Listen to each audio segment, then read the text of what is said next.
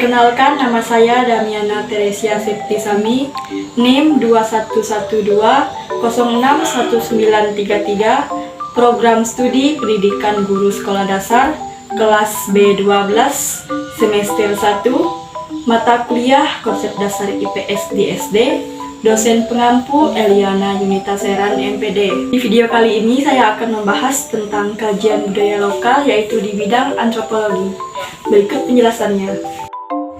Indonesia merupakan negara kepulauan dengan sejuta ragam warna bentang alam, keanekaragaman hayati, dan masyarakat yang majemuk dengan ratusan suku asli dan bahasa daerah. Di setiap suku di Indonesia tentunya mempunyai adat istiadat, salah satunya yaitu upacara adat.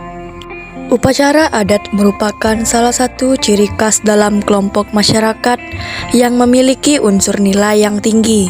Upacara adat menjadi wujud rasa syukur masyarakat atas alam dan lingkungannya. Di setiap wilayah Indonesia memiliki tradisi upacara adat masing-masing, salah satunya yaitu upacara adat pernikahan Dayak Desa, tepatnya di Desa Nanggaskapat, Kecamatan Ketungau Tengah, Provinsi Kalimantan Barat.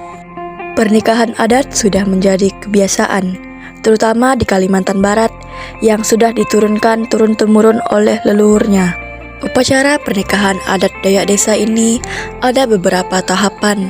Yang pertama, bertanya. Yang kedua, meminta. Yang ketiga, pengenalan ketua adat dari kedua mempelai. Yang keempat, prosesi pernikahan.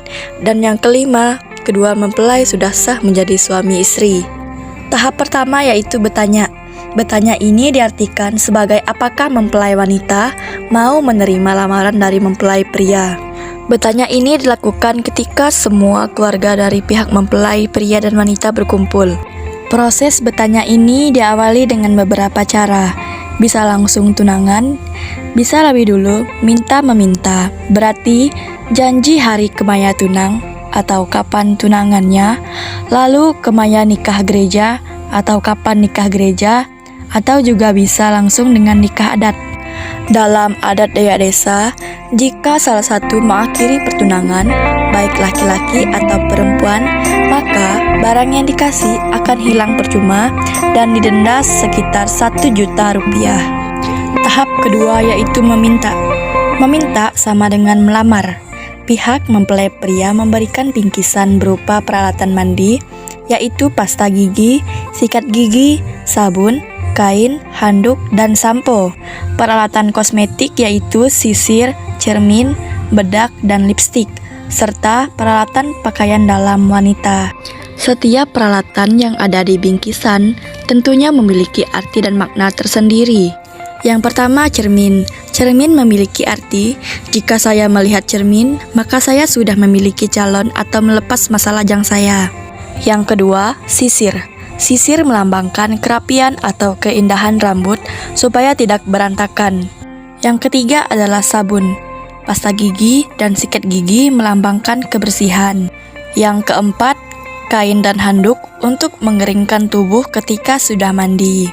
Yang kelima, bedak dan lipstik melambangkan kecantikan. Dan yang keenam, pakaian dalam wanita. Diartikan untuk mengingatkan mempelai wanita bahwa ia sudah milik orang lain. Tahapan yang ketiga yaitu pengenalan ketua adat dari kedua mempelai. Pengenalan ketua adat dari masing-masing mempelai ini adalah ketua adat dari kedua mempelai berbicara mengenai petuah atau nasihat kepada kedua mempelai bagaimana cara menyelesaikan permasalahan di dalam rumah tangga.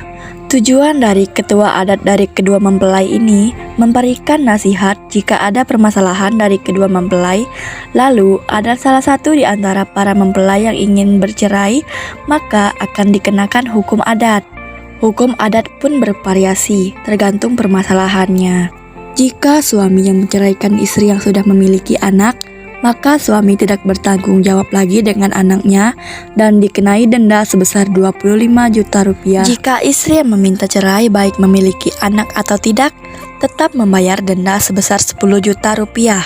Maka di dalam rumah tangga harus terbuka agar tidak terjadi kesalahpahaman. Dalam nikah adat, jika sudah cerai berarti bisa nikah lagi karena udah dibayar adatnya. Maka, dalam kata sambutan dari ketua adat sudah diberitahu, jika mau nikah maka pikir-pikir dulu, karena pernikahan bukanlah hal yang main-main. Tahapan yang keempat yaitu masuk ke prosesi pernikahan. Pada waktu pernikahan adat, kedua mempelai duduk di atas gong atau dalam bahasa daerahnya disebut dengan tawa. Duduk di atas gong melambangkan rumah tangga kokoh walaupun diterpa mara bahaya tidak akan goyah. Selanjutnya dilakukan prosesi acara memutarkan ayam pada kedua mempelai atau dalam bahasa daerahnya disebut dengan kitau. Ayam untuk bekitau bisa ayam jantan atau ayam betina.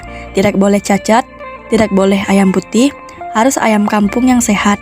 Yang mana ayam ini memiliki arti buah sampi. Gengkelan nyubur, langsung dia besabu ayu buah kitau, yang artinya bahwa kita dijauhkan dari mara bahaya, sehat selalu dan selalu diberi rezeki dalam setiap pekerjaan. Tujuan dari kitau itu sama saja kita meminta atau berdoa kepada Tuhan Yang Maha Kuasa agar rumah tangga pengantin baru dikokohkan dan terhindar dari bahaya yang bisa mengancam nyawa seseorang.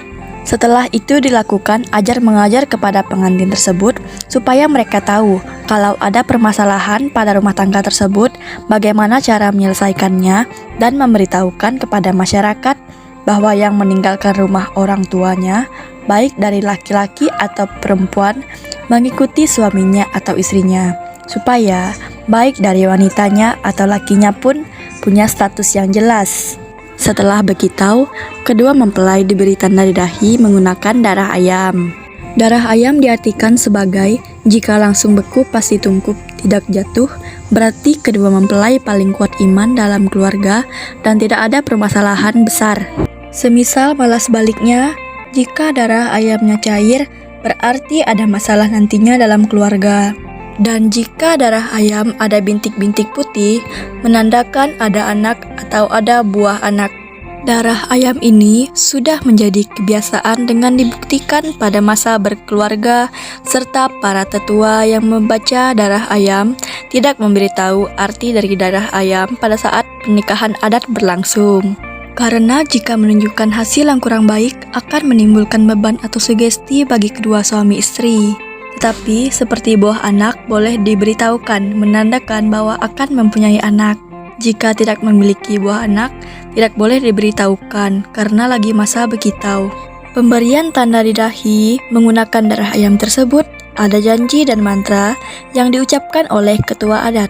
Dan ayam yang digunakan untuk kitau tadi tidak boleh dimakan oleh kedua mempelai.